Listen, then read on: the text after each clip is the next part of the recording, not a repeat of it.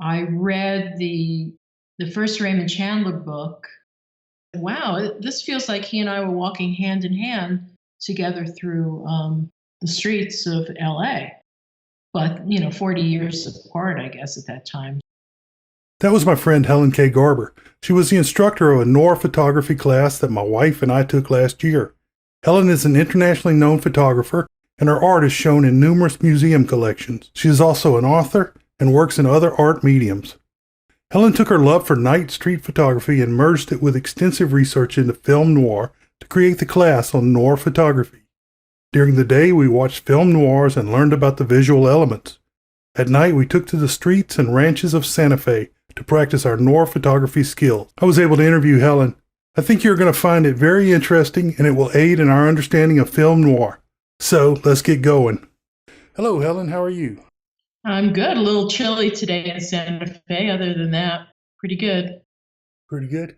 I want to jump right in, and could you please tell the audience about your artistic background? I don't know if you consider yourself an artist or a photographer that does art, or an artist that does photography, or how wide you... Well, actually, I started out as a scenic designer in theater. So my degree's in scene design, but I was always a film lover and a photographer. My dad taught me when I was pretty young how to use a camera in a dark room, and worked with film up until the early 2000s when I switched to digital. So photographer first, but I've made video films, and I paint and do mixed media and scenic design, write. I do many things, but my main focus or master would be photography. I was looking on your website earlier, and I saw all the international awards and national awards, the books that you'd contributed to. It's pretty extensive, and we'll get the link at the end of the show for everybody. Sure. So it's been a lot of fun. Yeah. So as you moved into kind of the urban photography and got into the night photography, not quite into the noir yet, but how did that evolution kind of take place? Well, I grew up in Brooklyn, New York, and night was a very scary place there. I had this very Jewish mom, and she would, make sure we were home before dark. It was like dark was a scary thing. And I guess it kind of thrilled me to be, once I became a teenager, to be out at night. And then especially in the summer, it'd be very hot during the summer days. And then at night, it would be really wonderful to be out there. And in Brooklyn, at a young age, you could use mass transit and get around pretty easily. And I started to go down to the Village in Manhattan and really fell in love with the urban landscape. And the night photography thing started, well, I became a professional photographer in the early 90s. And I was doing all different things. And then I was taking a drive up the coast to Seattle to see a friend from college finish up a play up there, Charlene Woodard. She's on a TV show now called Pose. And we stopped at a used bookstore, and there was a book on Versailles' Paris at Night, a used book version of that. And I said, oh, what's this? And I went, oh my God, this is it. It just really spoke to me. And that was 1997. And that summer we were back in New York. We'd go back to New York from Santa Monica, California, where we lived, about once a year. And I was telling my friend about the book, I guess, or whatever. And he said, have you ever been to the Empire State Building at night? Because you could do that. And I was always looking for roofs. I love to be high up and looking down. And for my wedding, Bruce was the best man at our wedding and my husband's roommate. And we got married back east and then went to the Waldorf for a few days for a honeymoon, because I love Art Deco and anything, sophisticated New York. So we did that. And Bruce came down from Woodstock, New York, and said, I could get up to the roof. Want to get up to the roof at the Waldorf? And I said, fantastic. We went up there and I looked down through the city lights and took my first kind of night image with a point and shoot still camera, I guess. And then in 97, he said, go to the Empire State Building at night. So we did. We went there.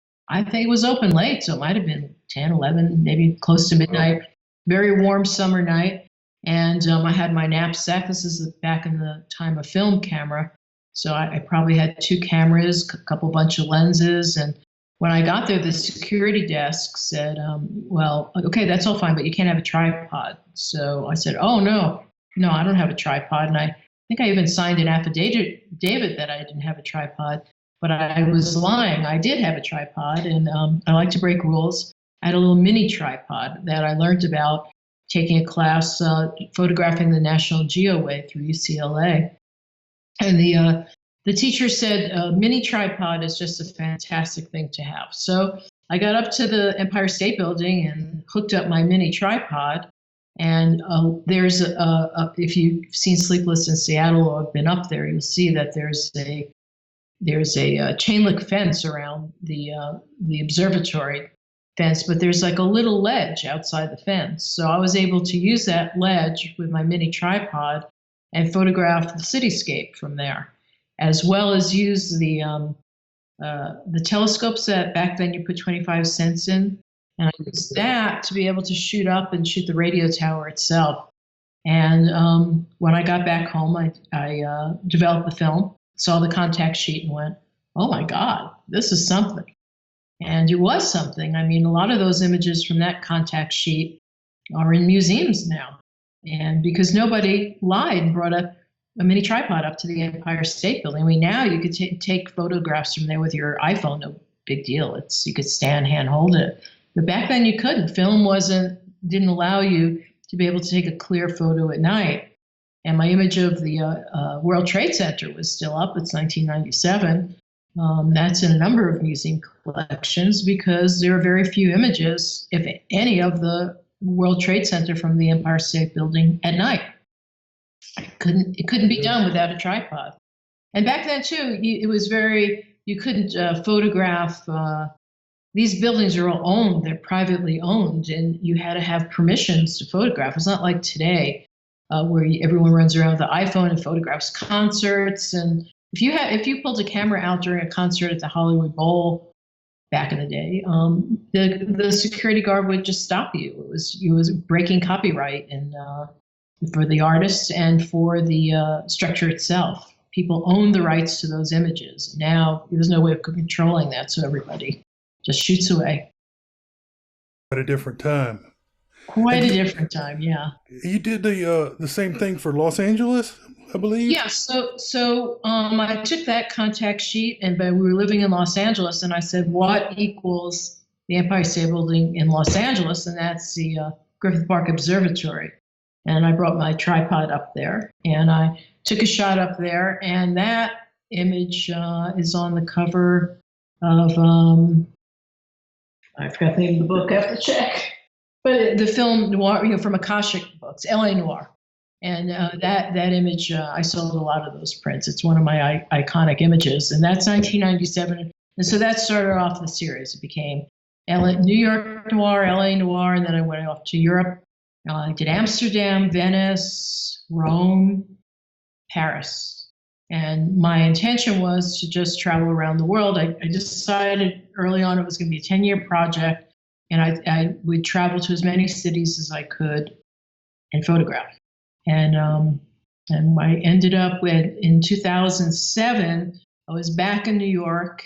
I was given a one-person show at the university I went to. And I never photographed Coney Island at night. I grew up in Brooklyn, and Coney Island was a big deal for me. And I was already shooting digital, but I kept shooting only film for this series. And I brought my film camera, and we landed at night at JFK so we could go directly to Coney Island. And very strangely, it was pea soup fog, which I don't remember its fog growing up in New York, but there it was. And we got there, it was like late October, so there was us, a couple prostitutes, and that's it. I mean, a handful of people in the streets of Coney Island. Yeah, at midnight. We're there at midnight.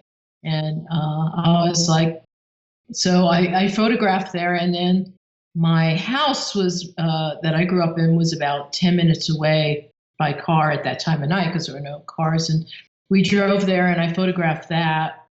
And that was a very strange night too, because it was still foggy, and it was I guess, an important Jewish holiday where the Hasidic Jews that had now moved into the neighborhood were out going to synagogue. They were coming back from synagogue after midnight. I never knew of this, and so it was a very kind of eerie sensation, because they say you can't go home again, and this was, of course, no longer my home. There was a whole other group of people there, and a number of the homes were remodeled because the Hasidic Jews like lots of children, and they, even though the homes were quite large to begin with, they made them even larger. So there's a lot of remodeled houses, and the house directly across the street was just a big hole in the ground.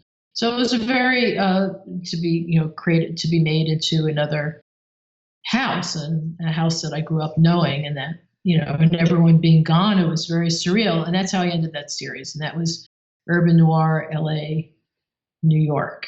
Okay. And we made a projection out of that and added jazz music that was composed by a Grammy-nominated jazz musician and composer, John Beasley.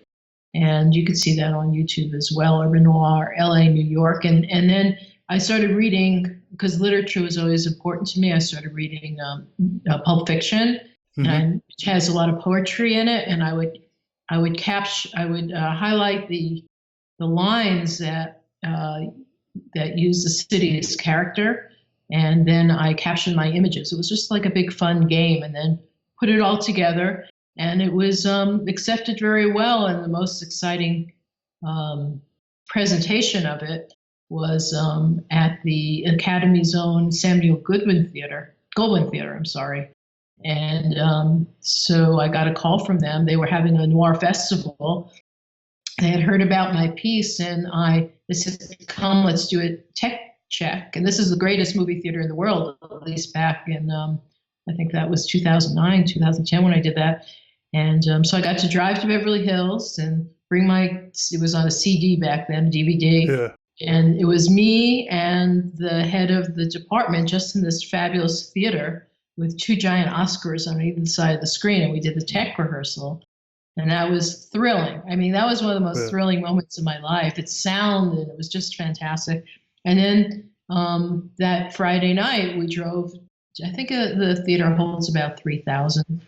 And we drove as invited guests. And there was this huge line around the block. And as a photographer, you're a very solo person. You don't really share your work with an audience like an actor would or a director would. But there I got to share my work with 3,000 people. And it was very, very exciting to hear the applause and be treated like royalty and introduced to the audience. It was great. Wow, that's fantastic. Well, I wanted to get back up and ask just one quick question. In Paris, did you shoot from the ground or did you shoot from an elevation? I went up the the Eiffel Tower. You can take an elevator. So that's I shot high up from there, and the top of the cathedral. Notre Dame? Notre Dame, yeah, because it was before the fire. And then what I did do was take the camera and put it on the ground directly facing up the center of the Eiffel Tower, and put it on a self-timer, I guess. And it made the Eiffel Tower look like a piece of jewelry. And that image is in a number of museum collections as well. That's Eiffel Tower straight up. Fantastic. I'm going to jump. I think I'm going to jump these two questions together. You were, by the time you were reading the Pulp Fiction, you were already into the noir part of it, the noir aspects of it. Or did I? Yeah. Go ahead, I'm sorry. If I understood right, you kind of evolved into that part of it over time. Yes. Where did that kind of change take place, or be fully in? Let me see. Maybe once I met Eddie Muller and started going to the Film Noir in the early 2000s, and I started because I grew up seeing these films on TV, and then I read the first Raymond Chandler book because my friend suggested. She says, Helen, you would like Raymond Chandler. And I think she gave it to me like in 1987 and just sat there on the shelf. And then I read something that the books were being reissued, and it just kind of clicked. And I read the first one, and I was like, wow, this feels like he and I were walking hand in hand together through the streets of LA. Okay. And, but, 40 years apart, I guess, at that time. So then I started to investigate that Pulp Fiction was written by all cultures and men, women, gays, Black people, Jews. I had one Japanese, and whatever culture wrote, the person used that culture as part of the Pulp Fiction. So it became much more deeper than just this same detective story over and over again. Mm-hmm. Which, yeah. And so I read about 150 books set in LA, and then my friend helped me in New York because after a while they are the same detective story written over and over again with just a little culture, and I got a little tired of it. So I had great help from an editor who was taking a break, Abigail Lewis, and we got some more of those. And the Akashic books, they have like urban noir anthologies in cities all over the world. You could find books, Rome. I mean, it's all over the world. There's Brooklyn Noir, LA Noir. They're working on a Santa Fe Noir right now. Oh, fantastic. Yeah. I look forward to that. I finally finished Ride the Pink Horse. And was shocked by the different book ending than the movie ending. Yeah. And, this is primarily a movie podcast, and I do a lot of film noirs, but could you take the time to talk about the changes, the German influences on photography that were paralleling the German influences on movies at the same time? So it's so German Expressionism was very big in the 1920s, and so we saw those here. I mean, I got to see them in New York in these art houses as these old silent films, black and white films like Metropolis and The Cabin of Dr. Caligari, M. Those are the three ones I could just think of off the top of my head, and they kind of stuck in my head. And so World War II started. The Nazis started prosecuting these people. They were artists, a lot of Jews, and they ended up escaping and then coming to the United States. There was a great show at the Skirball Museum called Light and Noir about these people. And Otto Preminger was one, Billy Wilder. And Casablanca is a very interesting film because most of the people involved in that film were these escapees from Germany. And whether the technical people, the director, Michael Curtiz,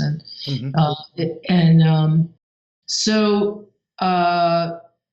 now it's in the 40s, and they were famous from Germany, and they started making these films, and they started changing the look of the films, and I like them because they looked great, and they were shot at night. They were very sophisticated, mostly set in urban settings. I loved Art Deco and architecture, and then the films just had fantastic characters, women who, were strong women. This is, I'm watching these films in the 60s and 70s. Women's lib is just starting to happen. I mean, before then, all you had was Katharine Hepburn was, I always idolized strong women, and Betty Davis. And I got to see all those old films growing up on the $1 Million Movie in New York. They used to play the same film like every day at 4:00 for weeks. So, my husband doesn't understand why I can enjoy a film over and over again, but there's so much more to see each time you watch it. You could hear it, you could look at it, then you could study the characters. I like to look at the settings, the historical settings. It's fascinating to me. So film was very important to me, and jazz music, and even Woody Allen films, because he also was inspired by the same films. He would go see the same films that I would in those same theaters in New York. And then, everybody gets influenced, and it kind of trickles down, and you create this, beautiful imagery. For me, it was all about this beautiful imagery. Right. Okay. Yeah. Let me see. Well, can you talk a little bit about your favorite noir films and why they're visually important? I know you showed us some in the class, But Yeah. what are your favorite ones I other than think my most favorite is Double Indemnity. It's just brilliantly everything about it. The script, the acting, it's visually fantastic, and Mhm. it runs around the streets of L.A. It's very recognizable, and it's set in that period. And you have the Barbara Stanwyck is fantastic. It's just a perfect film. Billy Wilder. I mean, it's just perfect. And I'll just say The Third Man is also up there, one of my favorites, because it's set in Vienna, Mhm. and Joseph Cotton is fantastic, and then Orson Welles, and it's the action and the plot, and it's very exotic. That's one of my favorite, and The Maltese Falcon. Right. Uh, Off the I know top in of my, the I should have written a list. I know in that Third Man you've got to really pay attention because that movie is Yeah, intense, I guess, yeah, and it's you have to really watch it where it's jumping around. So I yeah. like it that. But yeah, that sounds like that and Sunset Boulevard and a few of the other ones. But Oh yes, I noticed that when out in the class you were, looking at the horses moving through the snow, and I was from my film mind, I was thinking, oh, look at the dialogue and stuff, and you were doing the visual stuff, and I was like a little different. But some of the the visual things, like in the Blood on the Moon, with the Mhm. horses riding through the snow. Do you have any other examples like that of really striking visuals that? Uh, Hmm. I know it's Um, through well, that. I'll switch over to Alfred Hitchcock. I didn't mention Alfred Hitchcock, even though he's not like noir, but he has all the components of noir plus more humor. So visually, his movies, because it's all the angles and stuff, would depend. His choice of how to shoot, or Citizen Kane too. These are kind of non-noir but visually important films in Right. the style of noir. Um, so in terms of Blood on the Moon, if I remember back then, it was just the fact that they actually photographed that at night back in the day when they did that. What was it, late 40s? I can't remember when they shot that. It was the 40s, but I don't know what year. Yeah, I think it was like 47, 49. And yeah, it's so hard to shoot at night with film. So back then, even still today, they would do day for night, where what we did in class, where we'd shoot just before sunset, so there are very strong shadows, and then you play with it in post production, and you lower the exposure, and so it actually looks like at night. You lower the exposure, and you up the contrast, and that kind of gives you this real fake night that generally works. But they actually shot it at night, and I thought that was kind of fantastic. And the snow adds another visual element. It gives a softening um, that I because I like the sharp contrast, but then there's this one. It gives it a more romantic kind of feel to have that filter of snow through that Oh, uh, sharpness. right. Kind of just breaks the mood a little bit Yeah, on the it edge. just it's one more step from reality. I love to shoot my horses when it's snowing. It's just an unusual thing to see it through those little dots. Right.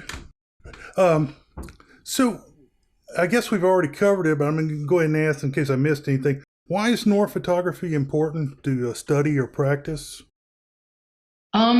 It's just what's important to you. I mean, it's a subjective thing, and visually, I find it exciting and beautiful and dramatic. And with my background in theater and growing up in New York City, it appeals to me. And there's an adventure involved. I mean, getting up on the high roofs to shoot down was as important as anything else. Right. I would that would, My big bonus was in LA. I met someone who was important with gentrifying downtown LA, and I said, any good roofs I could shoot off of? He said, oh yeah, and he got me up on the helipad of at that time it was called the U.S. Bank Tower, which in 2005, which was the tallest building in Los Angeles. So I got to go up there. It was a very special deal to be allowed up there. It was soon after the World Trade Center came down, so it was very big security. So they allowed me up there, and I was so high I could see probably 100 miles, and was able to document the entire city all at once in this big 360-degree panorama. But just the whole thing of what it took to make that project, and that's on my website, you could read the story about it, was really, really exciting. And it ended up at the Venice Biennale. So, it was a lovely ending to just, I have an idea. Can I get up on a cool roof? Yeah. The next thing I was in Venice, Italy, at the opening reception for the Venice Biennale in 2006. It was great. That's fantastic. Can you spend a little bit of time talking about the Santa Fe Santa Fe Noir Photography class and any planned future classes? Yeah, we're going to do it again in 2021, probably in September. I want to make sure everyone stays warm. We lucked out the last day we had beautiful weather, but I remember that first morning was really cold. So we're going to move it till September of 2021, and we'll have different adventures. I mean, because the whole point of that class is fun. It's just because I think again, with the adventure of going to Bill Mann's ranch, it was the actual doing it more than anything else. And then it was so thrilling for me to see that the images were so fantastic. So it just showed how everybody was so super excited about the experience. And so that was a great thrill. And the school was thrilled, and everyone was so happy that we didn't even leave the classroom before they invited me back to do it again. And plus, adding another class of shooting horses. I'm doing that this September. How to take portraits of horses. Oh, very interesting. I was looking at those today on the website too. They're beautiful. Oh, thank you. Yeah, so we'll go to different beautiful ranches because again, it's the adventure more than anything. And they want. Oh, and also for the Santa Fe Noir class, we'll add 2 days of printing as well. They were sorry that we didn't have that for the students. So we're going to lengthen the class to 5 days and have 2 days in the lab afterwards. That would be fantastic. I look forward to that. Good. Any Forward thoughts to that too. Any thoughts on jumping out to any other cities in the far out? Back to LA. I'm very happy in Santa Fe right now. Oh, okay. So that's where the photography is going to be from now on. Well, it's for the just where class. my life is. Yeah, I'm just really happy not traveling, and especially now with this virus. Oh yeah. Who the heck wants to get on a plane? Right. You come out and drive this time. First of all, it's so nice. I love road trips. They're so much fun. Yeah, I need to drive out there and go through Roswell on the way. Oh, absolutely. See the UFO people. There's great stuff. If in that class, if there was one thing that you could get your students to take away, what would be that one thing that you would want them to? Oh, just how to have a good time, really. That's go for it. Don't be afraid. Have an adventure, and it'll come through in your art. The fun will come through. So have fun. I used to say that about archaeology. If you're doing archaeology and you're not having fun, you're doing it wrong. Exactly. Yeah, Santa Fe, this area is amazing for archaeology as well. So once I get through my horse phase, I'm looking forward because this property we just bought, there's tremendous history here in the land. I just read this book, Underland, of understanding all the layers of the earth and the mountains, and that there's nothing solid out there. Those mountains are all just like a beehive with all these caverns, and over the millions of years of the different creatures, including the humans who've lived here, and there's things underneath this land I just bought, and I want to do my own little archaeological digs and see what indigenous artifacts I could find. That would be fun. Yeah, I got a friend out there that's a retired National Park Service archaeologist, lives in Santa Fe. I'll give you his address, and so maybe y'all can connect and talk about archaeology. He does a metal detecting on Apache war sites. Really? Wow. And he's actually found a lot of evidence of these. They thought the camps were there wouldn't be any evidence there, but when him and Doug Scott took the metal detectors in, they started finding out, well, like here they are, and then they would be close to like a trail, but they would never be in the same place very long. So it's a pretty interesting project. He hasn't written it up yet, but it's Oh, ongoing. I'd love to meet him because it's just terrible that they made Native Americans stay put because it's just so unnatural. It's like putting a horse in a stall 24 hours a day. Right. Well, yeah, my last question is generally I stole this from Rachel Maddow. What have I forgotten to ask you? um, I can't think right now. Okay. I think we kind of covered it. Anything we missed is just you have to Google my name on the internet. You can read all sorts of things, and there are articles, and on my website there's all sorts of links to the articles about my work and the video. You could see the Urban Noir LA New York on YouTube, and you could project it on your TV screen, I think, and see it in HD as far as I know, and hear John's music and read the titles. It's really fun. Oh, that sounds good. That was what I was going to say. Do you want to give out your particular web link or any project or thing you're working on for the people? Yeah, anyone could friend me on Facebook. It's just Helen K. Garber, and the same thing with it's on LinkedIn or Instagram or Twitter. It's always just Helen K. Garber, and my website's helenkgarber.com. Oh, Easy that's for easy. you to remember. Just you got to remember the middle K. That's the hard part. Okay, well I'll put that in I'll put that in all the show note links too, and we'll do a transcription and everything, so we'll have all that in there. Helen, I really appreciate you taking the time. I know you're busy and everything, but I really appreciate it. I think my audience is going to get a lot out of this. Well, great. Thank you so much. I'm looking forward to coming to another of your classes because I learned so much in that class. I'm still thinking about it. Oh, that's great. That warms my heart. I really enjoy teaching. Well, thank you very much. Okay. All right. Bye-bye.